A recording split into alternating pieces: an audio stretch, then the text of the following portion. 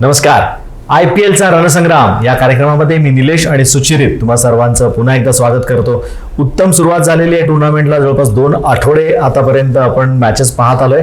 आज रविवार जरी असला तरी फक्त एकच मॅच आहे, कारण बऱ्यापैकी मॅचेस होत आलेले आहेत. जवळपास प्रत्येक शनिवार रविवार आपण 2 मॅचेस पाहणारच आहोत. पण आजच्या मॅचकडे यायच्या अगोदर आपल्या नवीन सेक्शनमध्ये तुम्हाला आम्ही दाखवतो तो एक असा सुंदर फटका एखाद्या विशेष बॅट्समननी मारलेला, आणि तो तुम्हाला ओळखायचा असतो. तर आजचा आपण कोण बॅट्समन आहे, त्याचा कुठला फटका आहे ते बघूयात. त्याने कुठच्या प्रकारचा शॉट मारलेला आहे ते बघूयात. तर जाऊयात आजच्या सेक्शनकडे. Guess the batsman.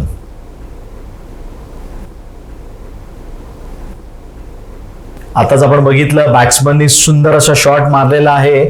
बऱ्याच लोकांना कळलं पण असणार आहे हा कोण बॅट्समन आहे, कारण ज्या पद्धतीने एवढा पाय पुढे काढून बॅटच्या मधोमध बॉल लागतोय, त्यामुळे बऱ्याच लोकांना कळलं पण असेल की हा बॅट्समन कोण आहे. तेही तुम्ही आम्हाला सांगा, आणि त्या शॉटचा रिझल्ट काय आहे ते देखील आम्हाला सांगा. 6, 4 और आउट का मिस पण होऊ शकतो, हा एक ऑप्शन आहे. तो खेळायला गेलाय पण किपरच्या हातात बॉल देखील जाऊ शकतो, हा देखील एक ऑप्शन आहे. त्यामुळे सर्व ऑप्शन पैकी तुमचं ऑप्शन आम्हाला कळवा, आणि बॅट्समनचं नाव जरूर कळवा. खूप सारे कमेंट्स आम्हाला येत आहेत, आम्ही बघतोय, हे तुम्हाला आवडतंय. त्यामुळे रोज असं नवीन नवीन काहीतरी घेऊन येणार तुमच्याकरता. तर सुरू करूया आजच्या मॅचला. आजची मॅच जी खेळवली जाणार आहे ती CSK आणि PBKS म्हणजे चेन्नई आणि पंजाब. काय सांगशील? आज मी बोलतोय CSK बद्दल आणि आमचा कॅप्टन रवींद्र जडेजा याच्याबद्दल. रवींद्र जडेजा नवीन कप्तान आहे, पण त्याला खेळाचा अनुभव खूप आहे. त्यामुळे तो अनुभव वापरून तो चांगली कॅप्टनशिप करेल असं मला वाटतंय. अगदी खरं आहे. जशाकडे तुझा नवीन कॅप्टन आहे तसं माझ्याकडे नवीन कॅप्टन आहे मयंक अग्रवाल. दोघे लोक क्रिकेट खूप खेळलेत, पण ॲज अ कॅप्टन खूप कमी क्रिकेट खेळलेत. मयंकनी खरं केलंय, त्याच्यामध्ये रणजी ट्रॉफीमध्ये वगैरे कॅप्टनशिप त्यांनी केली होती. जड्डूनी तरी तशी कधी केली नव्हती, पण त्याचा फरक दिसतोय आपल्याला. 2 मॅचेस लागोपाठ हारलंय CSK.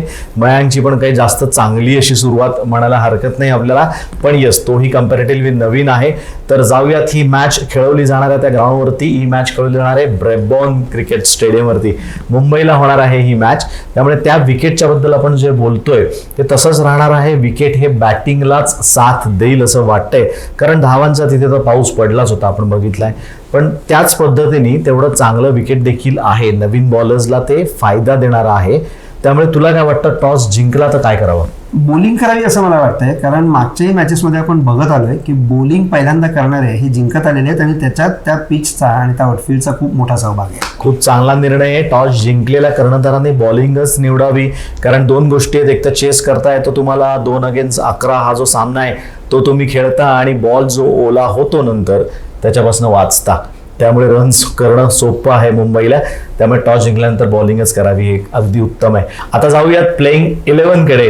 प्लेइंग 11 CSK ची प्लेइंग 11 आज काय असू शकते? CSK पहिल्या 2 मॅचेस घालवलेल्या असल्यामुळे ते आता जास्त जिंकण्याकरता एकदम असे उत्सुक असणार आहेत. आणि मला असं वाटतंय की CSKचं तू बघितलेलं आहेस की ते फार झटकन ह्या गोष्टींना रिॲक्ट होऊन लगेच टीममध्ये मोठे चेंजेस वगैरे करत नाही. पण मागच्या मॅचला केले.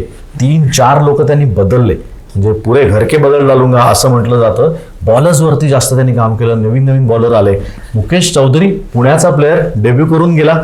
ज्यांना माहिती नसेल त्यांना सांगतो, 22 यार्ड्समध्ये मुकेश चौधरी म्हणून प्लेअर आहे. तो प्रॅक्टिस करायचा, उत्तम गोलंदाजी करतो, आपण बघितलंय. पण शेवटी बॉलिंग त्याला दिली नाही. थोडा इनएक्सपिरियन्स जाणवला पोराचा. नवीन यंग मुलगा आहे, जोरजोरात टाकायला गेला आणि तिथे त्यांनी फटके खाल्ले. मी आता त्याच मुद्द्याकडे येणार होतो की मी म्हणत होतो की ते सर्वसाधारणपणे असे आहेत की ते प्लेयर झटकन बदलत नाहीत, परंतु ह्यावेळेस कॅप्टनही नवीन आहे.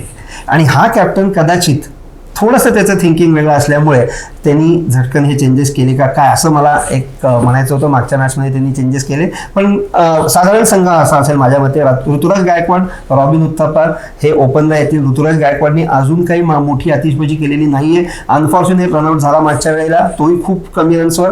पण रॉबिन उत्थप्पाला सुरू चांगला गाव असलाय. 2 मॅचेसमध्ये चांगला स्कोर त्यांनी केलेला आहे. 50 मारलेला आहे मागच्या वेळेला, आणि ते सुद्धा 50 म्हणजे रॉबिन उत्थप्पा स्टाईलचे 50. ते फ्रंट टू फ्रंट ती फ्लिक आणि शॉर्ट अँड जॅब्स वगैरे सगळं बघायला मिळालंय आपल्याला. त्याचबरोबर रॉबिन उत्तपा आउट झाल्यानंतर ज्या पद्धतीने ऋतुराज बरोबर बसला होता तो ऋतूला समजवत होता की येस माझ्याकडे थोडीशी चूक झाली, पण ते दोघं एकमेकाशी एवढं ट्युनिंग त्यांचं चांगलं आहे की तू आउट झालास रनआउट झालास तरी पण काळजी करू नको, तुझ्यामध्ये तर दम आहे, ते काहीतरी करू शकशील. तो कॉन्फिडन्स रॉबिन उत्तपा कदाचित ऋतुराजला देत होता. ऍब्सोल्युटली. आणि आता त्यांना फॉरेन प्लेयर्सपैकी मोईन अली वगैरे अवेलेबल झालेले आहेत. परत मोईन अलीने आल्याने लगेच उत्तमपैकी 35 धावाही केलेल्या आहेत, म्हणजे त्याचा आता जम बसतोय. त्यामुळे तो असेल. अंबटी रायडू वेटरन आहे अगदी आणि कायम CSKला त्यांनी जेव्हा जेव्हा गरज होती तेव्हा तेव्हा चांगले चांगले स्कोअर्स करून त्यांनी मदत केलेली आहे. तर तोही नक्की असणार. रवींद्र जडेजा कॅप्टन मागच्या वेळेला 21 रनमध्ये टाकल्या रे ओव्हर्स त्यांनी, फार छान टाकली बॉलिंग. त्याला विकेट्स अजून तेवढ्या पडत नाहीयेत, पण कमीत कमी धावा देतोय तो षटकांमध्ये आणि ही चांगली गोष्ट आहे. शिवम दुबेला घेतला आणि पहिल्या मॅचला काही त्यांनी केलं नाही, पण दुसऱ्या मॅचला मात्र जवळजवळ 50 दाखवल्या त्यांनी. त्याचा बॅटिंगचा नंबर पण यांनी बदलला होता, त्याचा फायदा शिवम दुबेने करून दाखवला होता. येस, MS धोनी तर आहेच. ड्वेन ब्रेवो जो परत एकदा चांगला खेळलेला आहे, त्यांनी बॉलिंगही चांगली केली. मुकेश चौधरी पुण्याचा तो म्हणालास तसा महाराष्ट्राचा क्रिकेटर, त्याला चान्स मिळालेला आहे आणि त्यांनी काहीतरी याचं सोनं करून दाखवावं. ठीक आहे, पहिल्या मॅचमध्ये कदाचित ते पहिल्या मॅचचं प्रेशर असेल, IPL सारखी मोठी टुर्नामेंट, पण दुसऱ्या मॅचपासून धोनी वगैरे ही सगळी मंडळी त्याच्याशी बोलतील आणि त्याचं ते प्रेशर त्याला हँडल करायला मदत करतील असा माझा अंदाज आहे. मुकेश चौधरीची ऍक्शन मला खूप आवडलेली आहे, कारण त्यांनी खूप मेहनत केली त्याच्यावरती. त्याचा जो कोच आहे, माझा चांगला मित्र आहे राजेश माहूरकर, त्यांनी खूप मेहनत त्याच्यावरती घेतलेली आहे आणि ऍक्शनवरती खूप काम केलेलं आहे. रिलीज त्याचा जर तू बघशील तर इतका सुंदर आहे, एक छान असा कॉम्पॅक्ट प्लेअर आहे तो. आणि अजून एक मला असं सांगावंसं वाटतं चौधरीबद्दल की लेफ्ट हँडर आहे आणि असं म्हणतात की लेफ्ट हँड पेसमनचा जेव्हा राईट हँडरला आत येऊ शकतो बॉल तेव्हा तो जास्त डेंजरस होतो. तर हा जो मी म्हणतो की राईट हँडरला त्याचा जो इनस्विंग जर नीट आत यायला लागला तर तो नक्की त्रास देईल, त्यामुळे तो नक्की असेल असं मला वाटतंय. ड्वेन प्रिटोरियस साऊथ आफ्रिकेचा प्लेअर, टॅलेंटेड आहे. लिमिटेड ओव्हर्समध्ये तर खास करून चांगला खेळतो, आपल्याला माहिती आहे. 2 विकेटही काढल्या त्यांनी घेतल्या, त्यामुळे तो असणार आहे. आणि तुषार देशपांडेला अजून एखादा चान्स मिळू शकतो असं मला वाटतंय. तुषार देशपांडेला चान्स मिळायला पाहिजे असं मलाही वाटतंय, कारण त्या मुलावरती 2-3 वर्ष तो IPLचा कायम भाग राहिलाय, पण कमी मॅचेस खेळलाय असं मी म्हणेन. जास्ती मॅचेस खेळल्यानंतरच तो एक्सपोज होऊ शकेल. आणि तसं बघायला गेलं त्यांची बॅटिंग लाईनअप जी आहे ती खूप एक्सपिरियन्स आहे, पण तेवढीच इनएक्सपिरियन्स आहे ती बॉलिंग लाईनअप. यांच्याकडे चहर नाहीये, कारण जी जुनी लोक जी होती, शार्दुल ठाकूर नाहीये, जुनी लोक जी होती ती कोणीच यांच्याकडे बॉलर्स नाहीयेत, जी की तयार केली होती धोनीने मेहनतीने. पण आता जाणवते की यांच्याकडे बॉलर्सची कमतरता जाणवते.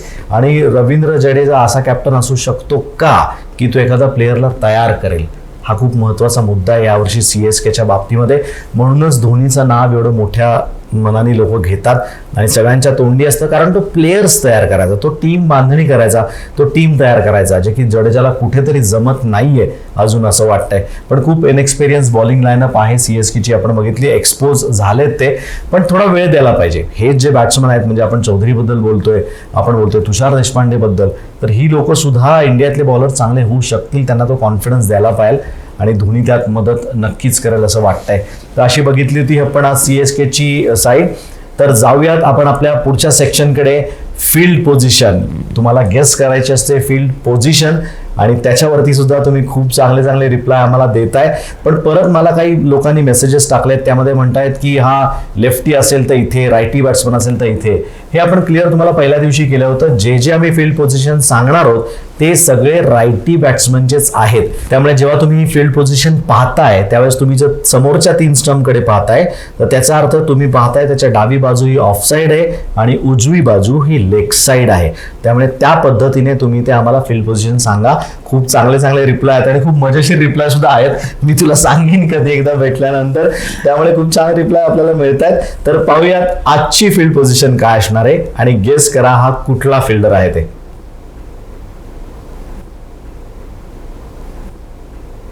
तुम्ही आत्ताच ही फिल्डिंग पोझिशन ती आम्हाला सांगा आवर्जून कुठली आहे, आणि तुम्ही मेन्शनही करू शकता की त्याचा फायदा काय होतो. जर तुम्हाला त्याच्याबद्दल विशेष माहिती असेल तर तीही आमच्याबरोबर शेअर करा. खूप रिप्लाय येतात आपल्याला, लोक खूप एन्जॉय करतात हे सेक्शन, नक्कीच मला असं वाटतंय. तर आता येऊया थोडंसं माझ्या टीमकडे. आजची माझी टीम आहे ती पंजाब किंग्ज. पंजाब किंग्सची मागची मॅच होती ती मुंबईला त्यांनी हरवलेलं होतं, जिंकले होते मुंबईच्या अगेन्स्ट, ते पण 4 विकेट ठेवून जिंकले होते. मुंबईसारख्या संघाला त्यांनी हरवलं होतं, त्यामुळे मोठी विन नक्कीच होती. त्याचा कॉन्फिडन्स आहे त्यांच्याकडे. त्याप्रमाणे शिखर धवन आणि मयंक अग्रवाल हे दोघं जण डावाची सुरुवात करणार. कॅप्टन स्वतः तिथे येतोय सुरुवातीला, त्यामुळे त्याला एक्सपिरियन्स पण आहे. त्यांनी त्याच नंबरवरती ऐशीवर बॅटिंग केली आतापर्यंत, तशीच पुढेही करत राहील. शिखर धवन फॉर्मात आहे, नाही म्हणणार नाही मी, चांगला बॉल मिडल होतोय. 16च रन केल्या होत्या, पण चांगले जे केले होते ते मधोमध बॅटच्या मारून त्याने रन्स केले होते. मयंक अग्रवाल लवकर आउट झाला होता, फक्त एकच धाव करू शकला होता, पण त्याचा फरक पडला नव्हता कारण खालती एवढं सगळ्यांनी रन्स केले होते, त्यामुळे ती मॅच ते जिंकले होते. नंतर येतो यांच्याकडे तो भानुका. मी बरंच बोललो होतं श्रीलंकन प्लेयर बद्दल, तर भानुका आहे जे नाव आहे ते आउटस्टँडिंग बॅटिंग करायला लागलाय तो, आणि किपर तर आहेच आहे, म्हणजे उपयुक्त असा ऑलराऊंडर आहे. 9 बॉलमध्ये त्याने 31 धावा कुठल्या होत्या, त्यामध्ये 3 सिक्सर 3 बाउंड्री. बस म्हटलं माझं झालं खेळणं आता. 30 रन करून तो आत आला होता, पण ते फायद्याचे होते कारण ते खूप महत्वाचे रन्स होते. आणि नवीन नियमाप्रमाणे किंवा नवीन ट्रेडिशन प्रमाणे तुम्हाला माहिती आहे की IPL ला आता 30 किती केले याचं पण तुम्हाला एक लेबल मिळतं. पहिले फक्त 50-100 याचंच गणित ठेवलं जात होतं, पण आता 30 किती केले त्याचं पण गणित ठेवलं जातं. त्यामुळे त्याला कळलं आता ते 31 झाले, चला आज जायला हरकत नाही. असं करू नकोस, थोडासा थांब अजून. राजापक्ष तिथे थांबून जर 50 कर म्हणजे तुला तो कॉन्फिडन्स येईल. पण चांगल्या उत्तम लईमध्ये आहे. त्यानंतर येतो लाईन लिव्हिंगस्टोन. ह्याच्यामध्ये अजून थोडासा फरक पडला पाहिजे असं मला वाटतंय खूप, कारण त्याकडे अपेक्षा खूप आहेत. फॉरेन प्लेअर म्हणून तो ज्यावेळेस संघात येतो त्याच्याकडे एक वेगळ्या नजरेने पाहायला लागतं, कारण जी इंडियन मुलं बाहेर बसली असतात, भारतात देशातली आहेत, ती बघत असतात मग हा का, मग मी का खेळू शकत नाही. त्यामुळे ते कंपॅरिझन व्हायला लागलं कुठेतरी, तर टीमसाठी ते चांगलं नाहीये. अजून एक नाव या टीममध्ये आहे, ते आहे राज बावाचं. ते पण मला आवर्जून घ्यायचंय. त्यालाही 2 संधी दिली होती. पहिल्या मॅचला 0वर आउट झाला, दुसरी मॅच 1च केली होती. आपण बघायला गेलं तर आत्ता नवीन मुलगा आत्ताच अंडर-19 खेळून आलेला आहे, पण कुठेतरी याला प्रेशरमध्ये तो खेळतोय असं मला वाटतंय, कारण रन्स त्याचे होत नाहीयेत. तेवढा जास्त वेळ तो विकेटवरती थांबायला पाहिजे, ते तो थांबत नाहीये. खरं चांगल्या नंबरला बॅटिंग मिळते त्याला, थांबू शकेल तो, पण ते एक महत्वाचं नाव आहे. मी तर आज सजेस्ट करीन राज बावाच्या ऐवजी एक अजून माझ्याकडे नाव आहे अथर्व तायडे. हे सुद्धा नाव महत्वाचं आहे. अकोल्याचा प्लेअर आहे, बघण्यासारखा हा एक प्लेअर आहे. तो त्यांच्या संघात स्क्वॉडमध्ये आहे, पण संघात येतोय का हे बघायला लागेल. अकोल्याचा आहे त्यामुळे मी तुम्हाला विशेष सांगतोय. उत्तम बॅटिंग करतोय, पण याचा अजून डेब्यू व्हायचा आहे, IPL डेब्यू व्हायचा आहे. तर आज काहीतरी घडू शकतं का, म्हणजे मला जर टीम निवडायला सांगितलं तर मी राजबावाच्या ऐवजी त्याला एक संधी देऊन बघेन, कारण 2 संधी याला दिलेल्या आहेत आणि तसं विशेष काही करू शकलेला नाहीये. त्यानंतर येतोय शाहरुख खान. मागची मॅच 0 केली, पण त्याच्या अगोदरच्या मॅचला 24 रन्स त्यांनी केल्या होत्या. त्यांनीच मॅच जिंकून दिली होती MIच्या अगेन्स्ट, कारण पडझड झाल्यानंतर खालती थांबून शांत डोक्याने बॅटिंग केली होती. पण हा महत्वाचा घटक आहे, त्याला काही काढणं हे शक्य होणार नाही यांना. त्यानंतर येतो ओडियन स्मिथ आणि हरप्रीत ब्रार. हे दोघं जण बॅक टू बॅक येतील. त्यानंतर अर्शदीप सिंग सुद्धा यांच्याकडे बॉलिंगसाठी ऑप्शन तो आहे. लेफ्टी राईटी कॉम्बिनेशन आपण बघितलं होतं आणि दोघेही चांगले टाकतायत. त्यानंतर जसं नवीन मॅचचीच बघितलं आपण, मागचीच मॅच आलाय, नवीन यांच्याकडे बॉलर आलाय तो कगिसो रबाडा, पुन्हा एकदा संघात दाखल झालेला आहे. 25 रन पण त्यांनी केल्या होत्या, महत्वाचे रन्स होते. बॅटनी पण तो त्याच्याकडनं योगदान देतोय. त्याचबरोबर 1 विकेट पण काढली होती 23 धावा देऊन. कुठंतरी डोक्यात होतं मी 23 रन दिलेत, मला 25 तरी करू दे, म्हणून त्यांनी ते बॅलन्स केलेलं दिसतंय. पण कगिसो रबाडा एक्सप्रेस या टीममध्ये 100% असणार. त्यानंतर येणार तो राहुल चहर. अतिशय महत्वाचा असा स्पिनर आहे राहुल त्यांच्या संघामध्ये, त्यामुळे तो काहीतरी धंदा करेल असं वाटतंय. कारण अशी टीम एक आहे. या टीममध्ये अजून एक मला सांगावं वाटतं म्हणजे की परत एकदा आपल्याला बॅलन्स चांगला दिसतोय. आणि तू जसं म्हणत असतं की ही जी काही यांची यंगस्टर्स आहेत ना, हे एकदा क्लिक व्हायला लागले की यांना चांगले चांगले विन्स मिळवून देऊ शकतात. आणि सिनियर प्लेअर आहेत, वेटरन्स सुद्धा त्यांच्याकडे आहेत सल्ला द्यायला बरोबर. येऊयात आता टॉप प्लेयर्सकडे. CSKचे काय टॉप प्लेयर्स वाटतात तुला? माझ्या मते CSKचे टॉप प्लेयर्स जे असतील त्याच्यात रॉबिन उत्तप्पा इतका छान फॉर्मात आलेला आहे आणि त्याचा मिडल ऑफ द ब्लेड त्याला सापडतोय. त्याचे ते ऑन द राईज ड्राईव्ह, ते जे तो रोहित शर्मा सारखाच हाही मनुष्य फ्रंट फुटवर सुद्धा पुल करू शकतो, ते सगळं आपण बघितलंय. त्याच्या सिक्सर्स चौके सुरू झालेले आहेत, ओपनला येतो, भरपूर बॉल मिळत आहेत त्याला. त्याच्या बॅट विषयी मला बोलायचंय खास असं करून. बॅट जर त्याची बघितली तर ती जुन्या काळातली अशी ऑइल लावलेली असायची SG सनी टनी वगैरे, जे सुरेन आणि संतन यूज करायचे त्यावेळेस सारखी बॅट वाटते. पण काय बॉल टाइम होतो रे, बाहेर जातो अक्षरशः. सुंदरच खेळतोय सध्या तो, आणि मला वाटते तो टॉप बॅट्समन परत एकदा ठरू शकतो. ड्वेन ब्रेवोनी बॉलिंग चांगली करून दाखवलेली आहे आणि या अशा विकेटवर तो त्याचे ते स्लोअर वन मध्ये मध्ये यॉर्कर वगैरे टाकून तो खूप चांगली बॉलिंग करायला असं मला वाटतंय. आणि ऑलराऊंडर्समध्ये मी अजूनही म्हणतोय की या संघाकडे रवींद्र जडेजा आहे, जो इंटरनॅशनली एवढा नोन ऑलराऊंडर आहे. प्रत्येक फॉर्मॅटमध्ये तो चांगला खेळतोय आणि तो माझा टॉप ऑलराऊंडर असेल. ग्रेट. टॉप ऑलराऊंडर आहे यांच्या संघामध्ये, जो त्यांचा कॅप्टन पण आहे. आपण बोलूया PBKS कडे काय साधारण आज असू शकते त्यांची top batting line-up. Top batsman म्हणशील तर शिखर धवनकडे मी पुन्हा एकदा जाणार आहे. कमी रन्स केले सुरुवातीला, पण तो शांतच बॅट्समन आहे. एकदा बॅटमध्ये बसायला लागले की थांबणार नाहीये. जर तू बॉलर म्हणशील टॉप बॉलर, तर मी परत रबाडाचंच नाव घेईन, कारण उत्तम बॉलिंग करतोच आहे, बॅटने पण महत्वाचं योगदान देतोय, पण बॉलिंगमध्ये नवीन बॉल त्याच्यासारखा आत्ता तरी कोणी टाकू शकत नाहीये. ऑलराऊंडर म्हणशील तर मी पुन्हा एकदा कीपरकडे जाणार आहे. मी स्वतः कीपर होतो, त्यामुळे माझं जरा विशेष प्रेम कीपरवरती जास्त आहे. पण तो करतोय रे, चांगली फिल्डिंग करतोय. फिल्डिंग म्हणजे ग्लोव्ज असतात ऑब्व्हियसली त्याच्या हातामध्ये, पण बाईस देत नाहीये, ओव्हर थ्रोज देत नाहीये, जे की महत्वाचं काम असतं ॲज अ कीपर तुमचं. आणि जर तुम्हाला ज्यावेळेस बॅटिंग करायला मिळते त्यावेळेस तो नुसता हल्लाच करतोय, त्यामुळे तो माझा ऑलराऊंडर असेल.